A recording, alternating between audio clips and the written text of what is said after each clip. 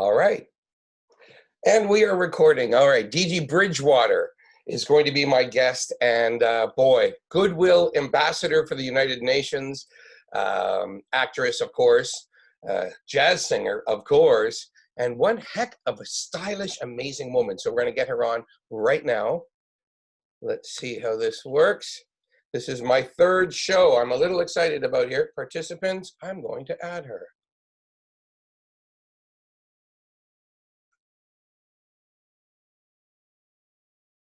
Here we go. A little bit of excitement. Hey. Hey, Dee Dee Bridgewater, how are you? I'm fine, James. How are you? I'm great. Do you see the little video button on your left screen? Yep, I hadn't turned it on yet. Hold on a second. Okay. There you are, my love. There we are. Hey, so first of all, where are you? I'm at home in New Orleans. Beautiful. And how are you? I'm okay. I've seen better days. How are you doing? Well, here's the thing. I mean, I feel blessed because I'm in Canada and things are pretty mellow up here. Everybody's wearing masks. I actually just opened Jazz Bistro. We can only have 50 people in a room for 200. We have guards and things in front of horns and, you know, things like that. But New Orleans, my dear, oh, the thought of not having music everywhere and all the clubs open breaks my heart. And there's so many friends of mine down there. Yeah, sorry, I've got my juice and. That's okay. This is super casual. I love this. I didn't go to bed until like 4 a.m, so. Well, listen, I'm slow. You're doing some things online. I noticed you have something coming up September 4th, the SF Jazz Festival, Fridays at 5. Yeah, I'm doing that. I'm doing that. They're just airing a concert that I did there. But I'm also hosting the NEA Jazz Masters ceremony, which is going to air through SF Jazz and NPR, and of course the NEA website on August 20th. Cool. So, yeah, so I did that. And then I'm getting on an airplane. Wow. Is some of this stuff live or is most of it from your house or old footage? Oh, all of it. Well, for the NEA, it was, we taped my segments. We filmed it live at my house. And, you know, it was from all over for the honorees this year. So we have Dorothy Kirk and Roscoe Mitchell, Bobby McFerrin, and Reggie Workman. Hey, did you say Roland Kirk? You played with him way back in the 70s. Dorothy Kirk. Oh, there we go. Dorothy, sorry. That's all yes, right. well, I played with him. I did, yeah. What about? Yeah, no. What about those early days in New York? You had some amazing people in the 70s. Yeah, I was Sonny lucky. Rollins, Dexter Gordon. Yeah, was there someone who really took you under their wing and said, "You're new in New York, I'm going to help you out"? Well, it was Thad Jones and the Thad Jones and Lewis Orchestra. They're the ones that took me under their wings. Yeah, everybody else. And well, I mean, it was because they provided me with, as we would say today, a platform. You know, I sang at the Village Vanguard every Monday with them. Yeah. And so it was a kind of showcase for me. I was seen and heard by so many people, and all of the giants who you just named, you know, they all had heard me at the Vanguard. Wow. And that's how I gigged with them. Wow. I want to go back earlier because you're born in Memphis in 1950, really the beginning of civil rights, with crazy music, rockabilly and blues and soul and jazz everywhere, and then to Flint, Michigan. When you got to Flint, I guess there wasn't the same kind of scene, but then you're just a child anyway, growing up. Yeah, I'm a baby, so I have no idea what the scene is. I don't really start paying attention to music until I'm like an early teenager, you know. And Motown Records started in Detroit, which is just 60 miles south of Flint, or kind of southwest of Flint. Yeah. But that started when I was 12. So that became the dream of myself and so many people, you know, was to be signed by Motown Records. Right. You know, and I came in on the end of the doo-wop era, you know, where people would get together and just sing on corners, literally on street corners, and harmonize. And you know, I had a little trio back then. We called ourselves the Iridescents. And by the time we were like 15 and 16 in high school, we were called to do the background vocals for male singers and stuff. It was really cute. When did you find your voice? When did you say, hey, I want to do my thing? Oh, I always sang from the time that I was 7 years old. I announced to my parents when I was 7 that I was gonna grow up and be an internationally well-known jazz singer and respected by musicians. I don't know where that all came from. Wow. Yes. Yeah. Yeah, and the other thing is respected by musicians. That is a jazz thing. That is something that when you're respected by musicians, it's so much bigger. Oh yeah, but I don't even know where that came from. You know, as they say, out of the mouths of babes. Yeah. Do you have any memories of the early days of the Monterey Jazz Festival? You were there twice in the 70s. That was the early days. I was. Right? Yeah. Do you remember? I remember that being there once in the 70s with Thad Jones and Mel Lewis. Oh, yeah. Like 73. 73 and 74. They asked you back the next year. They did? I don't know, but I remember you. I remember you in black leather pants and your beautiful bald head, but that was 2014. That wasn't so long ago. You were at Monterey and you were sitting in with different people. I think you were with Dr. Lonnie on Smith on the keyboard, but you were sitting in here and there. Oh, I was just there that night. Oh my God. It was an amazing show, mind-bending show. So you just, the thing about jazz, especially Monterey, I mean, it's a party. You never know who will get up and down. This is true. This is true. No, Monterey, I've had just the most amazing experiences there. But yeah, that year that you're talking about, yeah, I had a night off and I decided I was gonna hang, and boy, did I hang with a girlfriend. Oh, did we hang? Yeah, well, and I just kind of bogarted. I was just. You might not remember, but we also partied. Christian McBride laughed his ass off at my dance moves. I had some ridiculous dance moves, but that was an incredible party. And another time, you were also there in 2017 recently for the Memphis record too. So yep. Is it one of your favorite festivals, or do you have a favorite festival?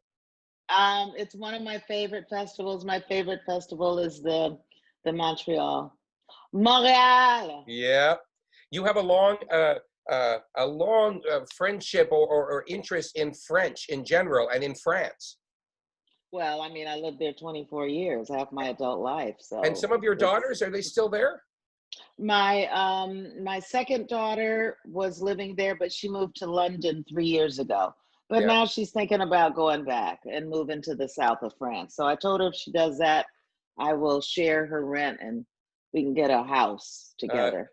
How about a chateau in St. Paul de Vence, just north of Cannes? Oh yes, well, we would all like to live in St. Paul de Vence, but it's quite expensive with St. Paul de Vence. Hey, if you go to Column d'Or for breakfast, you'll have to mortgage your villa. You know what I'm saying? Yeah, but yeah, what a beautiful region. I was just sharing with someone, I don't know who it was, the fact that France is kind of like a microcosm of the United States. You can find everything in that country, which is the size of Texas. Right. That you find in the United States. You know, it's just in smaller portions, but it's I often marveled at how I could find, well, this is a French word, my repère. I could kind of find the US in different areas that I would go in. And so it always felt comfortable to me from that perspective. I don't know where we're going with our government. So, you know, there's a mass exodus right. of people who can afford to leaving the United States. So I am contemplating it. We'll see what happens in November, but I think either way, it's going to be vicious in this country. It's a long way back, isn't it? No matter who's in charge, it's a long way back from where things are going. When I think about France, I was going to mention also that cartoon called Go West. Oh You my did a gosh. voiceover. Was that? Yes. But it was made in France. So right away I thought, oh, well, she lived there. She has friends there. Because you're the only, I think you're the only American, or at least the only name I recognize on that one. Yeah, yeah, yeah. I was not happy with my final character Oh, that they Molly. made her. Well, I think, wait a minute, was Molly the one that they turned into a big fat lady? Didn't they turn her into a big fat lady in the end? That's pretty funny. So you didn't love your character? Well, I thought it was very stereotypical black, that they would turn her into a big mama, because when I had accepted to do it, she was drawn up like a Mae West kind of character. And I was like, oh, this will be fun. Right. And then, they had to go and do the stereotypic, and I'm sorry, I'll throw that R word out there, kind of, systematic racial shit. Yeah. Excuse me. Yeah. I forgot we're on Zoom. Peace You and are love. I'm allowed. so sorry. Listen, Yeah. some So people, there were things like that went on, that I dealt with a lot in France. yeah. But once again, you're dealing with a state, what we would call a state, for people here in the United States.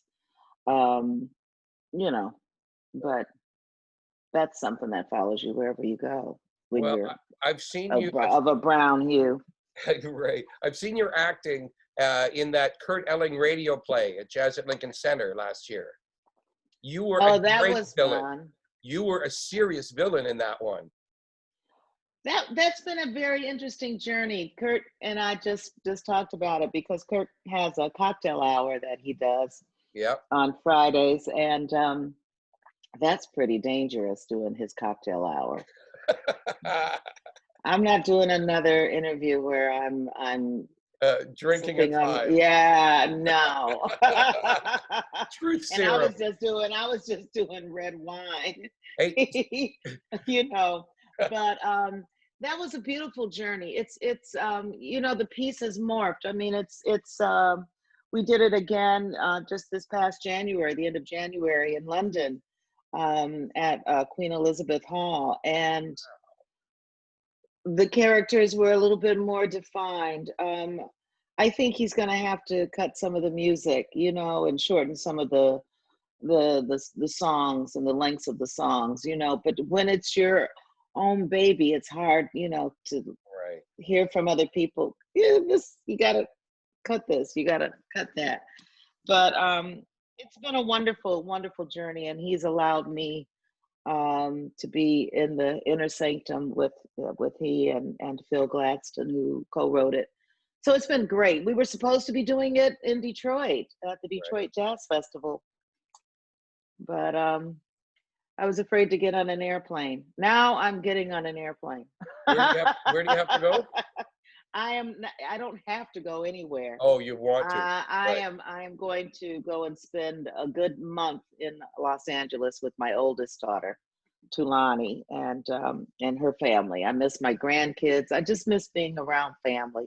Yeah. And I'm here in New Orleans by myself, and I have a wonderful group of friends, and and we've spent a lot of time together during the pandemic, but it doesn't replace family. I need to hug my grandkids and fuss at them and play with them, and So Tulani, sneak in the bed and tickle them and just do silly stuff. My grandson just turned 14, so I want to go and just like be the annoying grandmother that throws him back to being 12. I gotta do this. I need to do this. I don't know why. No, I know why. I'm getting ready. I'm just getting ready. So Tulani used to kind of work for you pretty closely, right? Well, Talani is my manager. She She still still works. is. Yeah, we work together. Yeah, Yeah. I knew she did for a long time. That's great. Yeah, but I don't say working for. I say working with, because Yeah. we work together. We've created a mentoring program together that is funded by the Doris Duke Charitable Foundation. I'm a Doris Duke artist, and they believed enough in my idea for a program that they gave me the funding for it for last year and also for this year. Now this year we're of course, postponing it and going to move it into 2021. But Yeah, so Talani helped me to develop this program of mentorship for young women in jazz, right. young women starting out in jazz music, and we call it the Woodshed Network. I'm glad So people know yeah, about that. A lot of people here yeah, know that you are working on that, and also your World Hunger, United Nations Goodwill Ambassador, that other yeah, yeah. you know. But I haven't been doing a whole lot with the FAO in recent years. Um, you know, they have a new director, and his vision was quite different than that of the old general director who created the program, whose name is Jacques Diouf, and who's from Senegal. I think he went back to Senegal. But yeah, I was just asked to speak at a couple of world conferences that the FAO had and held in New York at the United Nations, and Carl Lewis Hmm. and I became like the two spokespeople that they would call, and I was of course thrilled anytime I saw Carl Lewis. you know, you know, because I remember, you know, him competing in the Olympics and running, and yeah, that Yeah, was quite exciting amazing. to, you know, to be with him. But yeah, no, I don't do so much work with them anymore. Yeah. I'm Focusing on in, you mentorship. know, mhm. Focusing on mentorship. Well, I'm focusing on my mentoring, and I'm just trying to I think like so many people now, I'm just trying to figure out how I'm reinventing myself. You know, and you know, what am I doing? I think I've spent, you know, these 6 months, I've just been trying to just put one foot in front of the other and just doing a little bit of this and a little bit of that. I just finally broke down and brought some, you know, bought a microphone to record at home and mic stands and all of that. So I'm getting ready to prepare myself to record. And I just got my first recording project, and I can't fix my garage band stuff. So I'm in the Yeah, middle of all of that. right. You know, but James, when I speak with friends of mine who are musicians, who are jazz musicians, it's very interesting that these are very well-known musicians, and a lot of them don't have any equipment. They don't have anything that they would need to move forward in this new environment. Yeah. And it's very interesting. You know, I'm sitting at my piano and I don't know how to play a piano, but I have a piano in my house. And so 2 days ago, I came in here and I said, maybe I should like put my iPad up here and start taking some YouTube piano lessons, you know? And then I bought at an auction, I bought Pat Metheny's guitar. I spent a lot of money for that guitar, Hmm. but Hmm. you know, and he was going to give me some lessons, and then the pandemic happened. So, I mean, I have been in such a cloud that I haven't been able to even think about the progression of, you know, things, you know. So I bought my equipment. I bought a ring light. I bought, you know, I bought the partition to make a vocal booth. So I said, I'm gonna do that. Yep. And you know, and you know, I've been making videos for different projects here and there, and participating in fundraising events for people. But I think now it's time for me to start touching some instruments and hearing some I think all sound. of us have to, right? It's a whole new thing. We all have to kind of Yeah, figure out how can we make art and music in our own space. exactly. Charlie Hayden said he had this crazy sound on a jam that was online, and someone said, "How did you develop that sound?" And he said, "Well, I don't have to rehearse for a gig, and I don't have a gig, so I'm just messing around with new sounds." So there's a positive side, but then a young artist I know here in Toronto said, I just figured out that in March I lost 4 gigs, so I'm ahead $80. We won't deal with money. I don't No, want to listen, talk about that one. listen, man, I was dancing a jig yesterday because I got my refund check from my federal taxes. I was like, Yes, yes. Woo! Yes. I got like 3-4 months. Hallelujah. That's where we're at. Yeah. It's just crazy. It's absolutely mind-boggling. But you do radio. Yep. So you're able to continue to do your radio. We are lucky. Numbers are skyrocketing. The normal radio stations here, if you're driving to work, you just have a habit of turning something on. Yeah. Jazz FM is beyond that because people who listen love this music and they feel like they have a friend with them when they hear someone talking to them in between songs. So yes. our numbers skyrocketed. Now sales have not. Nothing else has changed except we have way more listeners. Well, yeah, because well, I don't know your age, but it just throws me back to when I was a little girl, and it was all about the radio. Yeah, when I was a little girl, it was also all about the radio. He's so crazy. Yeah, I should say when I was a little boy. Yeah, we got to go on a date sometime. We look good together. Yeah. But it's interesting. I don't know about you, but I now have Zoom fatigue. Right. Oh yeah. And everybody's doing their concerts and stuff online, and not everybody, but people are, and Yeah. I've noticed, a lot of big name groups, like national groups and international groups are doing this, and I'm like, I don't want to see another person on my freaking laptop. Right. I want to see them live. Yeah. I want to see it live. But I did pull up some concerts on YouTube and watched it on my smart TV. And I did feel like I was at a concert. Mm-hmm. And I watched one concert and then I said, "Ooh, let me watch another one." So that particular evening was better than TV. So I think I'm going to go and do another evening of that. How long did you do NPR radio? You did radio for quite a while. I did NPR. I did Jazz Set with NPR for 13 years. Wow. I did another radio show before that out of Paris called Le Jazz Club from Paris. And I think we did that one for 2 years. And yeah. So your love of radio as a little girl, and then bang, now you're an actual radio host. Yeah, not now, but now I kind of live vicariously through my daughter, China right. Moses. Moses is her last name because China is with Jazz FM. She has a show on Jazz FM in London. And then she has another show in Paris on the jazz station TSF. She doesn't sound like you, but she sure has confidence on stage. She's amazing on stage. You have your own voices and your own selections of music, but of course, something else. Yes, she's quite the performer. She really is. From the first time that she went on stage, wow. I was like, "Who is this person?"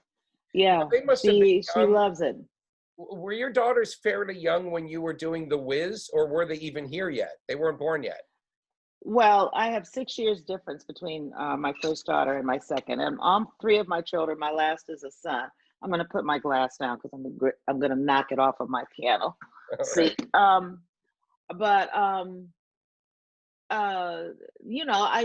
all 3 of my children were around me from the time that they were born. I just believed in having them with me. So Talani was with me during The Wiz. Yeah, that was Talani's show. Sophisticated Ladies was China's show. Mm-hmm. And my son Gabe didn't have a show. My son Gabe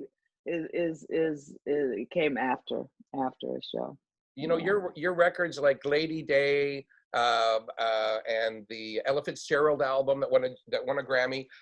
Are there a couple of other singers out there that you think you'd love to do a full tribute to, either theatrical or just on a record? I'm thinking about doing an album of Abby Lincoln, of her material, because Abby was, for me, Abby is so prolific as a songwriter, and I think that this is a good moment. Right. I think this would be a very good moment to do some Abby Lincoln material. I am working on a couple of projects. I had recorded at the Blue Note in New York City. I did 5 nights there in February, February 5th through 9th. I can still remember that. Woo, woo, woo. Mhm. And and so I'm in the process of listening to all of the shows, and I think I'm going to put out a live album with this young trio that I've been working with over the last maybe 3, 4 years now. And I had some folks come in. I had them sit in, so I'm going through all of these shows. So that's 10 shows, and they're supposed to be 75-minute shows, but my shows are always an hour and a half. I mean, so I end up like doing like 3 hours a Yeah. night at the Blue Note. So yeah, Wow. I'm going through that, sifting through that, and then before we were shut down, I was working with Bill Charlap. Hmm. And I see you have a show in 2021. yeah, we have Booked a with him. few shows. Yeah, it's yeah. So yeah, Bill and I were talking, and I was like, "Come on, Bill, come on, get your stuff together. Come on, we got to record." So I've now sicked my sound engineer on him. I said, "Okay, another man's got to talk to him. He's got to be cajoled. Hmm. We've got to do this delicately." But Bill has started. He did a show in Pennsylvania, somewhere in Pennsylvania, and he had a lovely write up in the New York Times about doing a show. One of the first, live shows where there were people, Right. not too many people. So I see that the clubs in New York are starting to have performances where the musicians come and perform on the stage, but they're not having audience in the room. That's exciting. I don't know what's going on down here. I really don't. I Well, haven't. from what I hear, absolutely nothing. I have friends down there living there now, and they said it's really, really, everyone's waiting. Nothing's going on. Got to be hard. Well, I mean, we've had some. We had like the Satchmo Festival. We had that, and I've heard that there's a small club here called the Sidebar, and they're starting to do the same thing as they're doing in New York at the Blue Note and Yeah. whatever other clubs are trying to do that. So I think that they're gonna be doing stuff, but it's a small venue, and when you perform in there, usually you just do it acoustically because you can only put like 30 people in there during normal times. Right. And but it's a nice space. I've performed there once with a bassist that lives down here named Jaymz Singleton, who I absolutely adore. So I don't know. I had entertained doing a live concert in the community where I live. I'm on the west bank of New Orleans, and I live in a golf gated community called English Turn. So Mm. I went and spoke with the property owners association about doing an outdoor concert up at our clubhouse, but I lost the fire. I was really excited about it, and now I'm just like, Yeah. Go to LA and play with your grandchildren. yeah, I'm gonna do that, and maybe that'll give me some energy so that I can, come back here So and do something. we've covered that you've been a radio host, you won a Tony on Broadway, you've done a bunch of movies, including Brother from Another Planet, a little part in that was absolutely an amazing, I think, historical movie. How cool that movie was.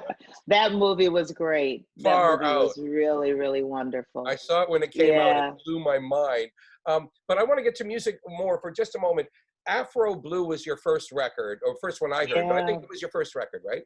And it's been re-released. It was just re-released. What a I can't beautiful believe it. debut album, though. Amazing.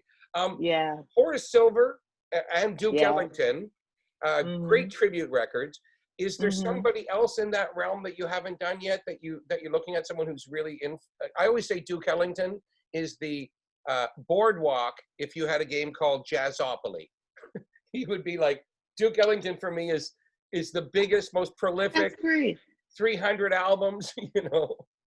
That's a nice, yeah, I like that. Is there Yeah. somebody else that No, well, you know? that Duke Ellington project wasn't my project. Ah, I was kind of lassoed into doing that project. yeah, that's a long story. But so when they stuck my face on there, it was actually the project of the Hollywood Bowl Hmm. Orchestra, because under the direction of John Mauceri. Yeah. So it was supposedly their album, and I was just a guest. Wow. And then they And marketed it more like it's your album and you're backing it up. yeah, they marketed it like it was mine and put my face on the cover, and had me do all of the press when it was released, all of this press, and Right. in Europe because I was in Paris still. Yeah. And so yeah, it's marketed as my album. So I've Your I've album, accepted it. but not yours. Well, the Horse Silver was all yours, wasn't it? Oh yeah, that's You mine. really wanted to do that. Yeah. Well, I mean, I started producing myself in France, and so that was my well, the album that preceded that, which is called Keeping Tradition, was where I got my feet wet as a producer. But the Horace Silver project, that was my baby. That Yeah. was one of my Is big there babies. another jazz great that you want to tackle someday? I don't know. Um, I have over the years entertained doing an album honoring Thad Jones, because everything that I know about music, basically, I learned from Thad, and making it an instrumental album where I just scat, where there's no words at all. So I've thought about that project. I don't know. When I mention it to jazz people, they go, "Oh yeah, dude, that'd be great." And then when I'm talking to strangers, they're like, "A wordless album? You?" Right. And I'm like, "Yeah." So Well, I don't know. But those are the two. Besides, what I'm going to do. I am going to do an album with Bill Charlap. That's for sure. I will be probably in the next, few months releasing this live album. yeah. And Did you have a hard that's time with the Memphis telling people, hey, I'm going to go from all this to over here? Because I saw your show in Italy and people loved it. You were taking Memphis music to jazz festivals around the world. Did, I did, know, because did your because label the jump in and jazz say, festival. great idea? I am my label, sweetie. Oh, right. You just make it. It's DDB, it's DDB Records. My Right. albums come out on my label. I am distributed at the moment by Sony. Yeah.